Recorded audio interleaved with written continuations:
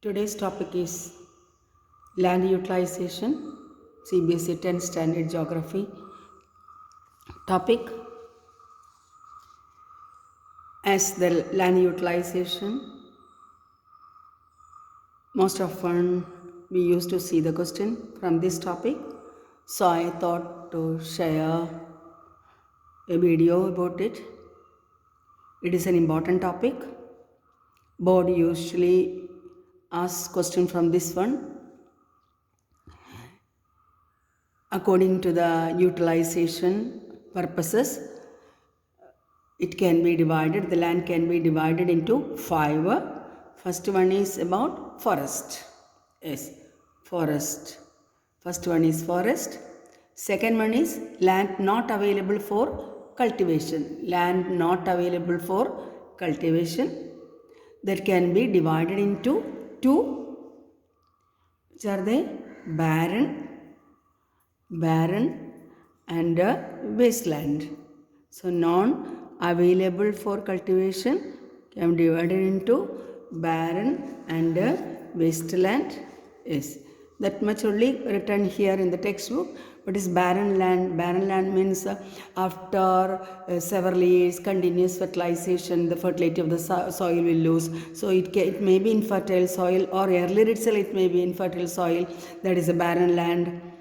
Or because of the high winds, the cultivation is not possible, or because of the climatic condition, it is not possible. That is barren land. Then wasteland because due to the soil erosion, or due to the snow covered area, or because of the coastal saline spray or coastal saline area, the land may not be cannot use for cultivation. That is the not available land for cultivation A. That is barren. In your textbook, barren and wasteland. The B is land put to non-agriculture uses, example buildings, roads, factories, etc. So land put to non-agriculture uses. Buildings can be there, roads may be there, railways may be there, like that, some construction purposes it is used. So not available for cultivation. One is barren, wasteland, or not land put to non-agriculture purposes. And third one is other uncultivated land. Permanent pastures is pasture for grazing land, isn't it? Permanent pastures, this is uncultivated land. Permanent pastures or grazing land is, as this can be used for grazing land, is permanent cultivation is grazing land, is grazing land.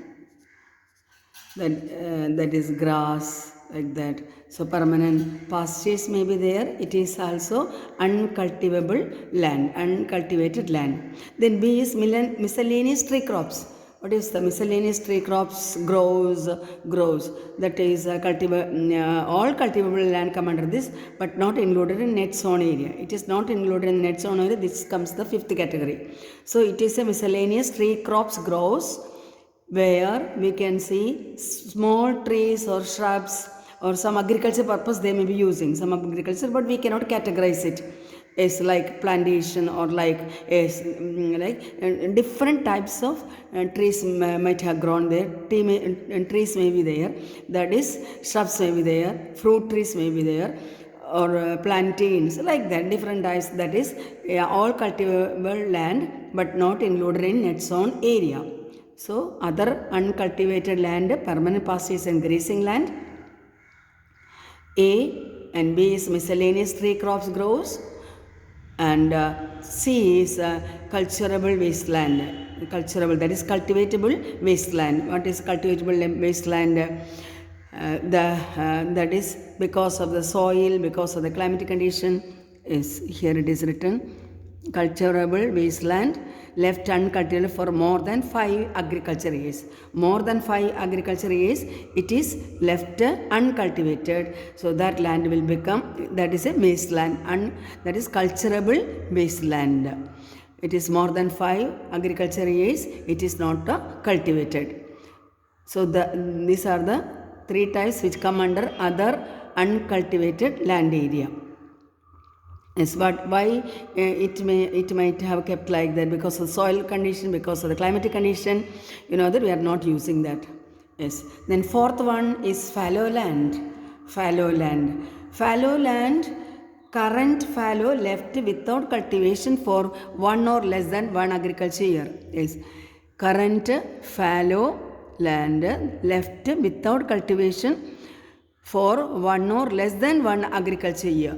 That fallow land can be categorized into two. First one is current fallow land, and other one is other than current fallow. Other than current fallow land means left uncultivated for the past 1 to 5 agriculture years. So current fallow land means for the last 1 year agriculture year it has not been utilized. It is not used for cultivation. And other than current fallow land, we can say that for up to 5 years agriculture land, 1 to 5 years, because up to 1 it is current fallow land, and from other than current fallow land, and it remains uncultivated from 1 to 5 agriculture years. And if it is more than 5 years, it is culturable wasteland. And fifth one is net sown area.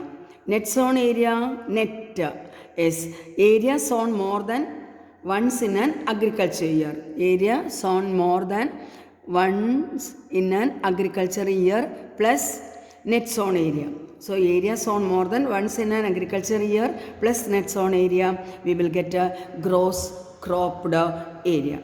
So these are the 5 types of land utilization. First one is forest, as usual forest.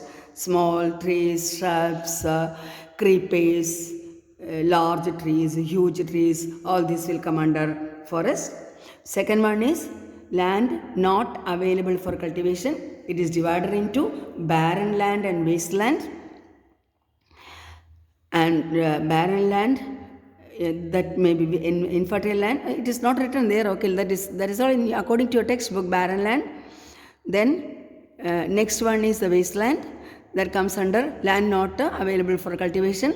And second one is land put to non-agriculture. Yes, land put to non-agriculture uses. Then third one is other uncultivated land. Other uncultivated land means it can be cultivated, but it is not regularly cultivated, or it not comes under the net zone area. That is permanent pastures or grazing land. Then miscellaneous tree crops grows. Then third one is culturable wasteland. And cultural wasteland up to 5 years. Up to 5 years. Then again fallow land. Again fallow land, current fallow left without cultivation for one or less than one agriculture year. Other than current fallow, that is left uncultivated for the past 1 to 5 agriculture years. Then last one is net sown area.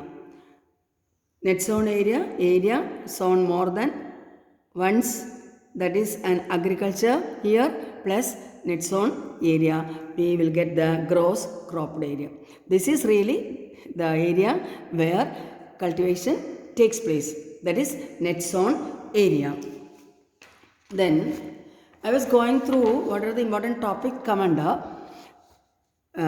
geography or land, like that. So conservation of resources are very important. About why do we need conservation? Because resources are scarce, irrational consumption, overutilization resources. Even though that word is not written in the textbook, that is the main reason. Resources are scarce. And what are the other major reasons? Conservation. Why do we need conservation of resources?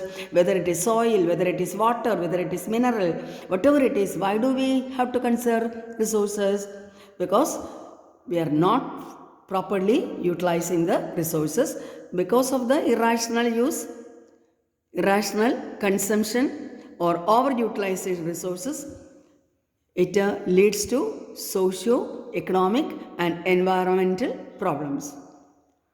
So, over consumption or irrational consumption or over utilization of resources leads to socio-economic and environmental problems. There we have to rationally conserve the resources. We have to fully utilize the resources. In general, I am telling you, fuller utilization resources. Whatever resources we should have, we should utilize maximum utilization of resources. That is the importance of conservation of resources. So, then resource conservation is essential. Then, when we talk about the soil erosion, land is concerned, soil erosion is one of the important challenges we face. What is soil erosion? It is the denudation of soil cover and subsequent washing down is known as soil erosion. So, denudation, that is on the top of the soil will wash away, cover will wash away, or whatever small grass or bushes will be there, it cannot withstand there because of the heavy rain, because of the heavy wind or like that. So soil started to erode. So denudation of soil cover and subsequent washing down is known as soil erosion. Then and at the same time, as recently I have seen one question paper, soil erosion and soil formation go simultaneously. That is, they are balancing. When soil is eroded, it may be accumulating somewhere else, and there, when soil is erosion take place, soil accumulation will also take place. And simultaneously, there should be a balance. There will be a balance between them, but it is blocked by the human activities. What are the human activities? Deforestation, overgrazing, construction purposes, construction buildings, bridges, etc. Then mining. Because of these human activities, soil erosion and soil formation may not take place properly, or not soil erosion, sorry. Soil erosion will take place, but soil formation may not be taking place, or soil cannot properly utilized for cultivation. What are the reasons? Deforestation, overgrazing, construction, and mining. Then what are the natural forces? Natural forces are wind, glacier, water. These are the three reasons. Glacier, it is connected to ice, snow, isn't it? Because of these three reasons, also soil started to erosion. Soil erosion take place, or we need soil conservation because of this reason. That is, because of the water, deep channel may be formed. Running water cuts the slopes, cuts the clayey soil, and deep channel may be formed. That is known as gullies. Yes, gullies may be formed. Gullies may be formed. Deep channel. That is because of the water. Then land become unfit for cultivation. That we call it as bad land. What is bad land? Land which is unfit for cultivation. It is not fit for cultivation, isn't it? It is not fit for cultivation. That is bad land. Its example is Chambal Basin. Such land are there. As example, children, you learn example very well. Is Chambal Basin, where such land ravines are there. Then another one is sheet erosion. Yes. What about sheet erosion? That is, water flows as a sheet. Is a large area. Water may be flowing like a sheet, like that. And over a larger area, down a slope, that we call it as a sheet erosion. So topsoil is washed away. So water flows as a sheet over a larger area, down a slope, and topsoil is washed away. This is known as sheet erosion. Then comes wind blows loose soil of flat or sloping land. That is wind erosion. Yes, wind blows loose soil. When it is loose soil only, the wind erosion take place. Loose soil of, or in the desert can be sand dunes. Yes, soil of flat or sloping land. Sloping land also wind erosion can take place. This is wind erosion. Then another one is defective method of farming. Really it should come. I saw in the textbook corresponding to that defective method of farming. That comes under human activities. Defective method of farming, that is up and down on the slopes of the hills, isn't it? On the slopes of the hills, you know that up and down ploughing will take place. Because of this reason also, soil will erode. Then how to conserve soil? How to conserve soil? Ploughing along the contour lines. What is contour lines? What about contour lines? Yes, from the height above the sea level. What about 1000 meter or 2000 meter? How many kilometers? Height, elevation is there. According to the elevation, the imaginary contour lines are drawn. So the ploughing should take place like that. This way the ploughing should take place. If you plough this way, this is the thing we told you, the defective form of if we plough this way, you know that it is good for soil conservation. Connected to that, we can see that terrace farming also. Yes. So contour lines, that is known as contour ploughing. So then another point, that is contour ploughing, that is height above the sea level. According to that, the ploughing should take place. That is imaginary line passing through the elevated area, that is contour lines. That is a topography map, we call it them.